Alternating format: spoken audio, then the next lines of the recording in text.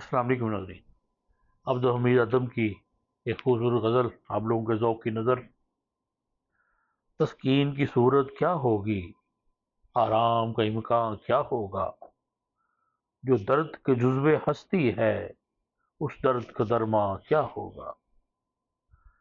گلچین کی بصارت کا دامن کانٹوں کی کھٹک سے خائف ہے، گلچین کی بصارت کا دامن کانٹوں کی کھٹک سے خائف ہے۔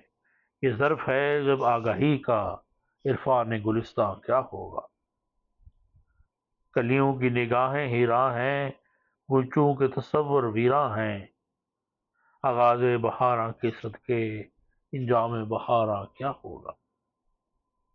اے دوست، سفینہ ہستی کا سیماب کی فطرت رکھتا ہے، آسودہ ساحل رہ نہ سکا، آسودہ طوفاں کیا ہوگا۔ ڈوبے ہوئے دل کی دھیمی سی دھڑکن بھی سنائی دیتی ہے، ڈوبے ہوئے دل کی دھیمی سی دھڑکن بھی سنائی دیتی ہے۔